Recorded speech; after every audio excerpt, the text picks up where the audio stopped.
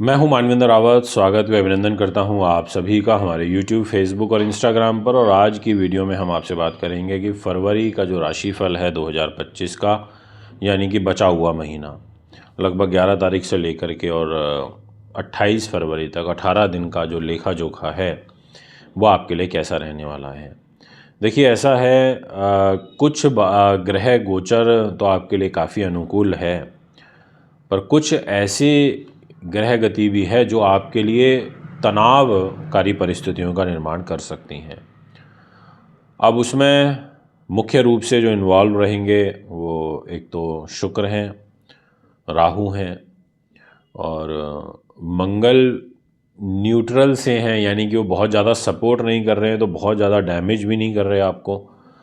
Jupiter ज़रूर आपके लिए सपोर्टिव हैं और ख़ुद आपकी राशि के स्वामी जो सूर्य हैं वो आपके लिए बहुत सपोर्टिव हैं, और दूसरा एक बुध आपके लिए सपोर्टिव।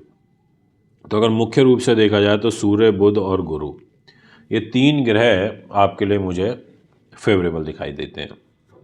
दिनांक 11 फरवरी को बुध ग्रह का राशि परिवर्तन होगा कुंभ में।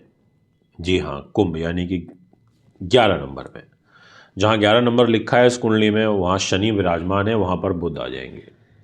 और ठीक उसके नेक्स्ट डे यानी कि 12 तारीख को इसी 11 नंबर में सूर्य भी आ जाएंगे। तो सूर्य की, शनि की और बुध का त्रिग्रही योग बनेगा। आपने बिल्कुल ठीक सुना, त्रिग्रही योग।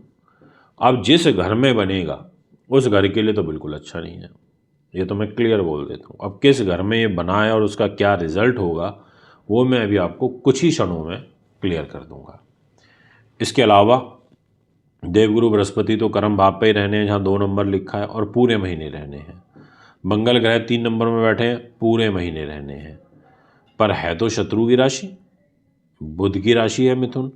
अब मंगल इस घर में बैठे हैं तो बहुत ज़्यादा शुभ फल तो नहीं दे पाएंगे। अब बात करते हैं सर्वप्रथम आपसे कैरियर के बारे में। कैरियर का घर आ जाता है शुक्र के पास। शुक्र ने कहा देखो भैया मैं कैरियर दूंगा, पर शुक्र उच्च के होकर के अष्टम भाव में चले गए हैं। अब अष्टम भाव में अगर शुक्र बैठ जाए यानी कि कैरियर के घर में वो विराजमान हो जाए और राहु के साथ हो जाए, तो ऐसी स्थिति में दोस्तों वो रिजल्ट कैसे देगा आप खुद सोचिए। एक तो उच्च का, और फिर उच्च भी कहाँ हुआ, कैरियर के घर में हुआ।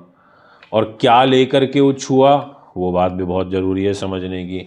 एक तो आपका कैरियर और दूसरा वो आपके छोटे भाई बहन, मित्रगण, सगे संबंधी, आपकी यात्राएं, इन चीज़ों को लेकर के अष्टम भाव में विराजमान हो गया। अब यहाँ पर ये आपको एक तरीके से साधन संपन्न तो बनाने की आपको कोशिश करेगा, पर इसका जो सबसे बड़ा ड्रॉबैक होगा वो ये कि आपके एक तो परिवार के लोगों के साथ नहीं बन पाएगी, क्योंकि इस 12 नंबर में रह करके जो सप्तम दृष्टि है वो 6 नंबर राशि पे जा रही है, और वो परिवार का घर है जहाँ जा रही है, वहाँ केतु विराजमान है। तो पारिवारिक तौर पर आप असंतुष्ट रहेंगे, मनमुटाव बढ़ेंगे। आपका अपने भाई बंधुओं से वैमनस्य का जो भाव है वो यहाँ पर उत्पन्न होगा। कार्य व्यवसाय में आपको अत्यंत कठिनाइयाँ फेस करनी पड़ेंगी, उसके बाद आपको सफलता मिलेगी, परंतु विदेशों से संबंधित कार्यों में आप सफल हो जाएंगे, ये मैं आपसे कहना चाहता हूँ। और मंगल ग्रह भी पाप प्रभाव में होने के कारण आपको कोई यूरिन इन्फेक्शन हो सकता है, थोड़ा सा आप ध्यान रखिएगा। यानी कि उच्च शुक्र का हमारे को सिंह राशि के अकॉर्डिंग बहुत ज़्यादा एडवांटेज नहीं मिल रहा। जुपिटर का एडवांटेज ये आपको मिल रहा है, यानी कि गुरु का, कि वो कैरियर के घर में बैठ करके आपके धन को और आपके मन को देख रहे हैं। आप विपरीत परिस्थितियों में भी अपने मन को संभाल लेंगे, और जुपिटर आपको आर्थिक रूप से कमज़ोर होने से रोकेंगे। यानी कि अगर आपको फाइनेंशियल डिस्टर्बेंस बढ़ेगी तो उसको जुपिटर मैनेज कर लेंगे। इसके अलावा अगर मैं बात करूं मान सम्मान की, दिनांक 12 तारीख से जो 11 नंबर लिखा है वहाँ सूर्य का विराजमान हो जाएंगे। वो जैसे ही सूर्य यहाँ इस कुंभ राशि में आएंगे रात को लगभग 10 बजे के आसपास, तो इनकी खुद की दृष्टि जो सप्तम है ना वो 5 नंबर राशि पे यानी कि सिंह पर ही रहेगी। तो आपके सम्मान को बचा लेंगे। जैसे आपके ऊपर कोई बड़ा कष्ट है, आपको ऐसा लग रहा है कि अब तो प्रॉब्लम बढ़नी है, दिक्कत आनी ही है, बट वो नहीं आएगी। आप की राशि का लॉर्ड आपको प्रोटेक्ट कर देगा, सेफ कर देगा, कहने का अर्थ ये है।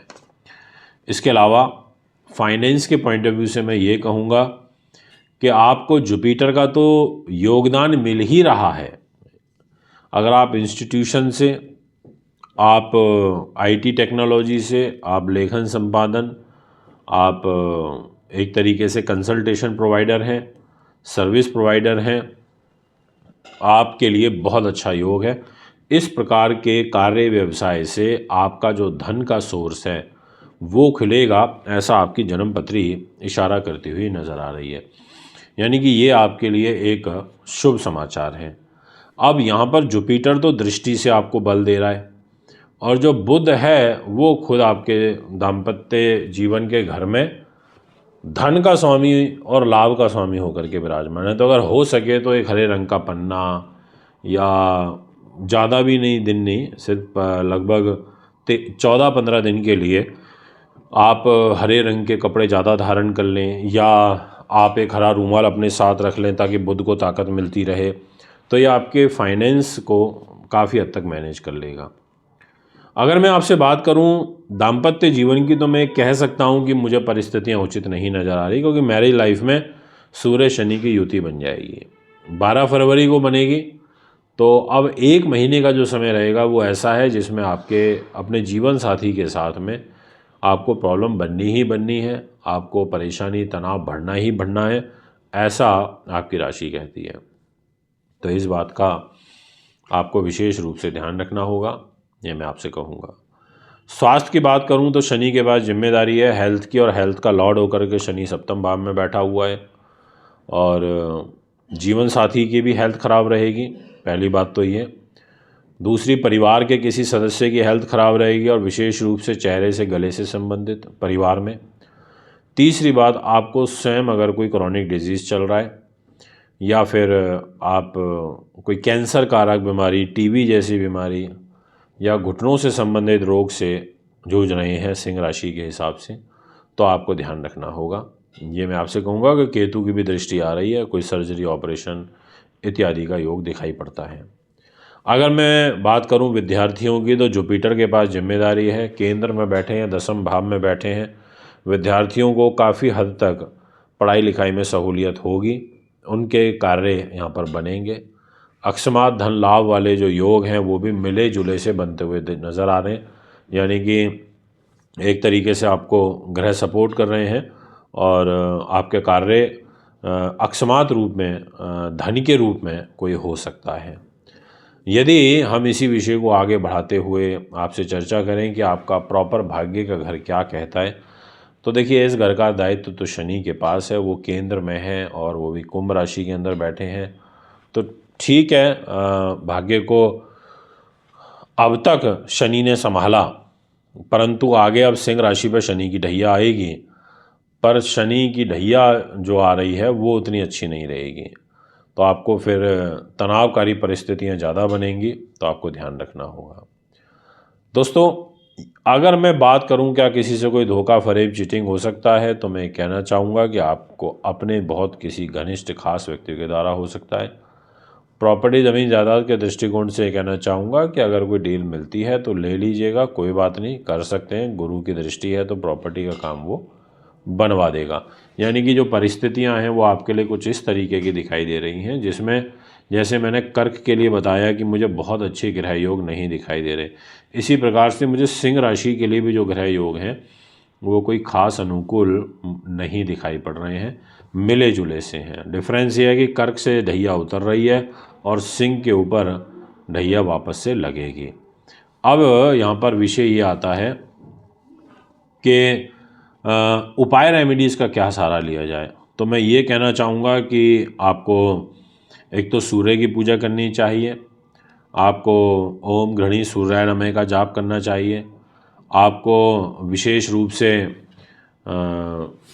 आदित्य हृदय स्तोत्र का पाठ करना चाहिए अगर कोई स्वास्थ्य संबंधी परेशानी चल रही रविवार के दिन तो। और लाल चीज़ों का दान आपको मंगलवार के दिन अवश्य करना चाहिए।